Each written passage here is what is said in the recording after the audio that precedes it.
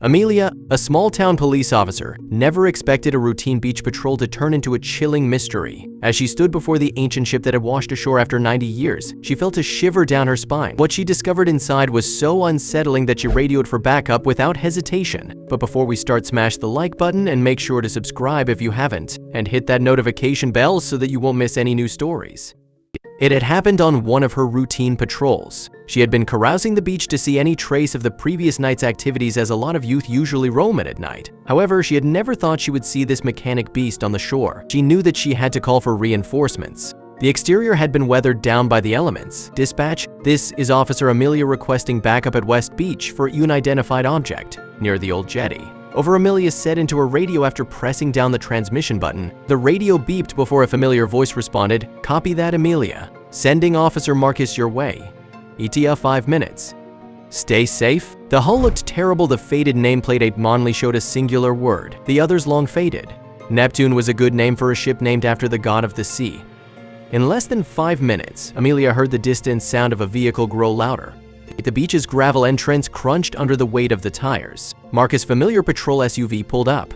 After parking, the door swung open, revealing a concerned-looking Marcus. As soon as he saw the ship, his jaw fell to the floor. Jane immediately sprung into action. "All right, team, let's approach this systemically." The team of 4 truly had no clue what horrors this ship had in store for them. With the area being secured by Louise and the curious crowd managed by Jane, Amelia, and Marcus ventured to the Neptune. So it all started with wading through the shallow waters, but they soon reached the ship's gangway. Amelia tried it first, and though it creaked under her weight, it remained steadfast for the two to climb.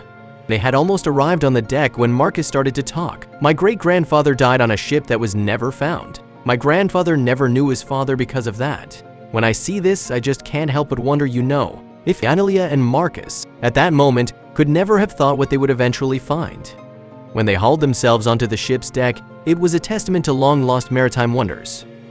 Marcus then saw something, and his hand brushed against a tarnished plaque. The plaque bore the ship's name and launch date. Neptune's Trident, 1933, he read aloud. She must have seen so much. Amelia, holding a flashlight, signaled to Marcus to follow her below. The ship's metal staircase groaned with every step. Below deck, they found narrow corridors leading to crew cabins. They noticed faded photographs, and they soon found that it was images from the crew themselves. Then, as they walked, they saw something flicker in the corner, but in the back of it, something old and rusted lay that would shake up their world. An old rusted locket lay on the ground, and Amelia felt compelled to pick it up. She gently tried to pry it open, careful not to destroy the beautiful piece of jewelry. The locket held a remarkable picture, black and white photograph of a young woman holding a child who could not be older than 3 years old. She turned around to show him, but he had already seen it. His skin was almost a pasty white, regardless of the flashlight. He was looking like he had seen a ghost. That's my great-grandmother," Marcus whispered, finally breaking the silence. Amelia's eyes widened at this. "That is certainly a revelation. Then this must be the ship that left our town's port 90 years ago, the one on which your great-grandfather worked. By investigating further, we might find what happened to them." Continuing their walk down the narrow and decaying corridor, Amelia's flashlight beam soon swept over a large tarnished door with a strange emblem, a trident held by a pair of hands. This must be the captain's cabin. The door was locked. They knew they needed special tools to open this, but it made them continue as another door not too far away from the captain's cabin was slightly ajar. Marcus nudged it open with his foot to see the wonders inside. It was the first mate's quarters. In the dimly lit room, Marcus slowly approached the photograph that had ensnared his attention. The man in the image looked unsettlingly familiar, his facial features echoing Marcus's own. A closer examination of the photograph revealed the genius of its protection. The frame, robust and clearly aged, had a certain sheen to it, signifying its water-resistant properties. It drillons rutstrunfern like foreign muller. Spinen. There's something more to this frame, Amelia, he declared, determination evident in his voice. With gentle precision, Marcus carefully disassembled the frame's backing. To his astonishment, tucked neatly behind the photograph were folded pieces of parchment. Amelia delicately took one of the letters and began to read. "It's addressed to your great-grandfather," she said, her voice imbued with emotion. The connection between Marcus and the man in the photograph deteamed, as they both realized the narrative threaded through generations. One particular sentence caught their attention. It mentioned a looming storm and the foreboding it carried. "So if anything happens to me during the storm, find the ship's log," it read. Amelia and Marcus exchanged a look of realization. The captain. The ship's log would naturally be with him. Amelia nodded in agreement, her face illuminating with the possibility.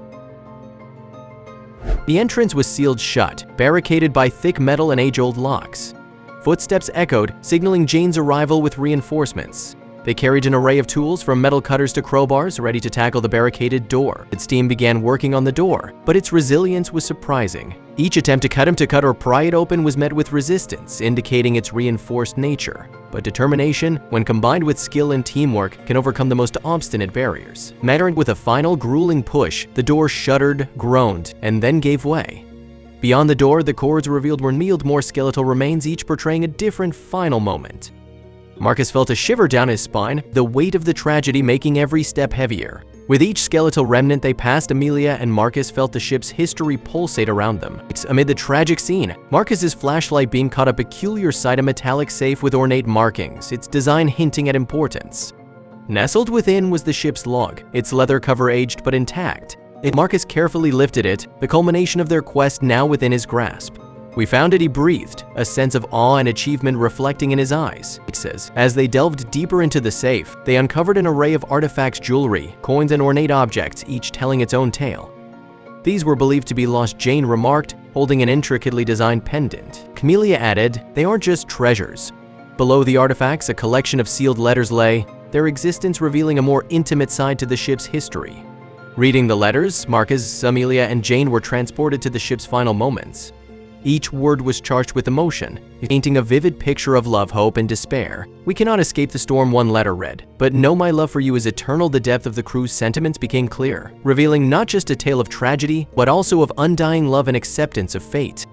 The depth of Neptune's Trident story moved the townspeople profoundly. At a town hall meeting, Marcus presented their discoveries, recounting the tales of love, despair, and resilience. "We have an obligation," he asserted, "to remember and honor their stories." Amelia nodded in agreement, feeling the weight of their shared responsibility. The community buzzed with ideas on how to immortalize the ship and its crew. Within weeks, a dedicated committee was formed to oversee the creation of a maritime museum. Land was allocated near the waterfront, ensuring a symbolic connection with the sea. "It'll be a beacon," Amelia mused, showcasing the Trident's history. Marcus chimed in, and ensuring it lives on. Drawings, plans, and models dotted the committee's workspace, marking the genesis of a dream taking shape. The museum was designed to be more than just a display of artifacts. It was to be an immersive experience, walking visitors through the ship's grandeur, its many voyages, and its tragic end. The highlight would be the letters, positioned to be read under soft light, allowing visitors to connect deeply with the raw emotions they encapsulated. Jane observed, "It's like diving deep into the ship's soul, and understanding its heartbeat." The grand opening saw a gathering like never before. People from neighboring towns poured in, eager to be part of the tribute. Marcus, Amelia, and Jane stood proud, watching visitors navigate the exhibits, their faces reflecting awe, sorrow, and respect. "This is their tribute," Amelia whispered, referring to the crew. The museum stood as a testament to the town's commitment to remembering and honoring the Neptune's Trident. Legacy of the Neptune's Trident. Over time, the museum became a landmark. Visitors from all over came to learn, to mourn, and to celebrate the ship's legacy. School trips, historians, and curious tourists wandered its halls, each walking away with a piece of the Neptune's Trident story etched in their hearts. The ship's memory, with its tales of love, courage, and mystery, lived on, a reminder of a past both heart-wrenching and inspirational.